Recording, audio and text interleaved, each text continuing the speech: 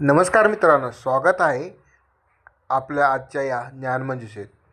आज आपण चर्चा करणार आहोत अध्याय क्रमांक 2 मधील एक अत्यंत अर्थपूर्ण आणि विचारपूर्वक श्लोकाचा, जो केवळ स्त्रियाबद्दल नाही तर संपूर्ण मानव स्वभावाबद्दल महत्त्वपूर्ण संदेश देतो. श्लोक ऐकताना अनेकाचे पहिलेच लक्ष स्त्रीनाम दोषा या शब्दाकडे जाते, परंतु प्राचीन नीतिशास्त्र, स्मृतिग्रंथ आणि आचारसंहितातील भाषा अत्यंत सांकेतिक आहेत. आजच्या काळात आपण हे श्लोक जसेच्या तसे घेऊ शकत नाही. हे त्या काळातील सामाजिक निरीक्षणे आणि मनोवृत्ती दर्शवतात. चला मग एक दोषाचा अर्थ आधुनिक समाजाच्या प्रकाशात समजून घेऊ आणि पाहू की या श्लोकाचा आजच्या जीवनात आपल्याला काय उपयोग होऊ शकतो. आता पहिला शब्द आहे अनर्थम. अनर्थम म्हणजे काय? असत्य बोलणे. असत्य ही मानवी प्रवृत्ती आहे. प्राचीन समाजात स्त्रियावर अनेक मर्यादा होत्या. घरातून बाहेर पडण्याच्या, बोलण्याच्या, निर्णय घेण्याच्या अशा परिस्थितीत भीती किंवा दडपणामुळे काही वेळा सत्य लपवण्याची प्रवृत्ती वाढत असे. आजच्या काळातही असत्याचे स्वरूप बदलले आहे. सोशल मीडियावरील दिखावा, नातेसंबंधातील दडपण, चुका सांगण्यासाठी छोटे खोटे बोलणे हा दोष कोणत्याही एका लिंगाचा नाही. परिस्थिती आणि मानसिक संरक्षण प्रवृत्तीमुळे तो निर्माण होतो. श्लोकाचा खरा संदेश: सत्याचा आदर करा. भीतीमुळे किंवा भावनिक दडपणामुळे असत्याला सवय बनवू देऊ नका. दुसरा शब्द आहे साहसम. साहसम म्हणजे काय? उतावळेपणाने केलेले धाडस. भावनिक उतावळेपणामुळे घेतलेले निर्णय अनेकदा चुकीचे ठरतात. प्राचीन ग्रंथकारांनी भावनिक स्वभावाच्या निरीक्षणावरून हे नमूद केले आहे. आता आपण एक उदाहरण पाहू. रागाच्या बिहारात घेतलेले निर्णय, अचानक पैशाची गुंतवणूक, कोणाचे ऐकून केलेली कृती, नातेसंबंधात घेतलेली भावनिक उडी. आजच्या काळात तर सोशल मीडिया, तात्काळ भावनिक प्रतिक्रिया, इम्पल्सिव्ह शॉपिंग यामुळे हा दोष अधिकच वाढला आहे. यामुळे आपण एक शिक्षण घेतो की धाडस चांगले, पण अनियंत्रित धाडस धोकादायक. निर्णय भावनेतून नव्हे तर विवेकातून घ्यायला हवेत. यामध्ये तिसरा शब्द आहे माया. माया म्हणजे कपट, चातुर्य किंवा टप्पीपणा. हा शब्द आजही अत्यंत वापरला जातो, परंतु माया म्हणजे फसवणूक असा सरळ अर्थ नाही. प्राचीन ग्रंथात माया शब्दाचे अनेक अर्थ आहेत. भावनिक गुंतवणूक, चातुर्य, परिस्थितीला अनुरूप वागणे, कधी कपट तर कधी मुत्सद्देगिरी.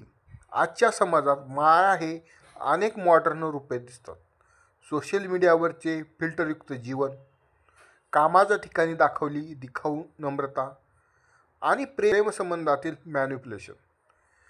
श्लोकाचा आणखी एक सत्य आहे की स्वभावातील चातुर्य जर चुकीच्या दिशेने वापरले तर ते दोष बनते, चांगल्या दिशेने वापरले तर ती गुणही बनते. आता चौथा शब्द आहे मूर्खोत्तम.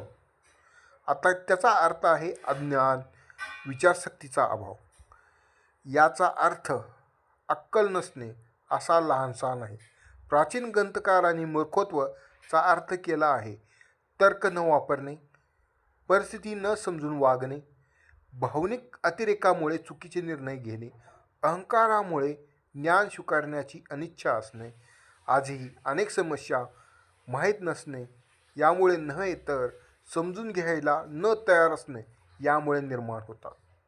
5 नंबर आहे शब्द अतिलुब्धता म्हणजे अतिलोभ. लोभ ही सर्वात मोठी मानवी कमजोरी. प्राचीन काळात लोभ मालमत्तेपुरता होता. आज लोभाचे रूप अधिक धोकादायक बनले आहे. 1 नंबर आहे फॉलोअर्सचा लोभ, प्रसिद्धीचा लोभ, लाईक्स, व्ह्यूज, स्टेटस याचा लोभ, पैसे, नातेसंबंध, प्रतिष्ठा याच्यावरची अति आसक्ती. लोभ माणसाचे विवेक हरवतो. हा दोष कोणत्या लिंगापुरता नाही, संपूर्ण मानवजातीचा आहे. 6 नंबर आहे असुचितम. हा केवळ शारीरिक असुचिता नाही, याचा अर्थ मनातील अशुद्धता, नात्यातील अस्वच्छता, घरातील अस्वच्छता, विचारातील अस्वच्छता, आजच्या काळातील मानसिक प्रदूषण तर याहूनही जास्त आहे.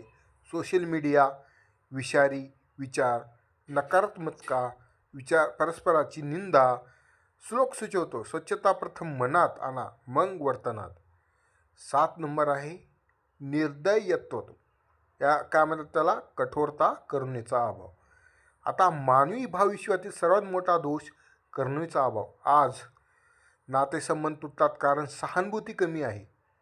लोकांच्या भावना समजून घेण्याची क्षमता कमी होत चालली आहे. ऑनलाईन तिरस्कार, ट्रोलिंग, अपमान ह्या गोष्टी घडत चाललेल्या आहेत. निर्दयता म्हणजे फक्त इतरांना दुखवणे नाही, तर कधीकधी स्वतःबद्दलही अति कठोर असणे ही निर्दयता आहे. हा श्लोक स्त्रियांचा अपमान करण्यासाठी नाही, तो प्राचीन काळातील निरीक्षणावर आधारित मानवी स्वभावातील कमजोरी दाखवतो. आजच्या आधुनिक दृष्टिकोनातून हे दोष पुरुष स्त्रियांसाठी सारखे लागू होतात. हा श्लोक आपल्याला स्वतःकडे पाहायला लावतो. प्रत्येक दोष ही सुधारण्याची संधी आहे. श्लोकातून आपण स्वतःला अधिक सजग, अधिक संवेदनशील आणि अधिक जागरूक बनवू शकतो. आजच्या काळात या श्लोकाचा उपयोग कसा होतो, तर 1. आपल्या स्वभावामधील नकारात्मक शोधणे. 2. भावनिक उतावळेपणा कमी करणे. विवेकाने निर्णय घेणे. लोभ आणि अहंकारावर नियंत्रण ठेवणे. मानसिक आणि भावनिक स्वच्छता ठेवणे. सहानुभूती वाढवणे. इतरांच्या भावनांना समजून घेणे. ही शिकवण आपला नातेसंबंधात, कामात, अभ्यासात आणि दैनंदिन जीवनात आपल्याला अधिक यशस्वी बनवते. मित्रांनो, प्रत्येक प्राचीन श्लोक आपल्या आतल्या जगाची दार उघडतो. शब्द बदलू शकतील, पण तत्त्व आजही तेवढेच प्रभावी आहेत. हा श्लोक सांगतो, मानवी दोष ओळखा, त्यांना स्वीकारा आणि स्वतःला सुधारण्याचा संकल्प करा. जर तुम्हाला आजचा श्लोक अर्थ आणि संदेश, व्याख्या आवडत असतील तर चॅनलला नक्की सबस्क्राईब करा. पुढील व्हिडिओत पुन्हा भेटू. नमस्कार.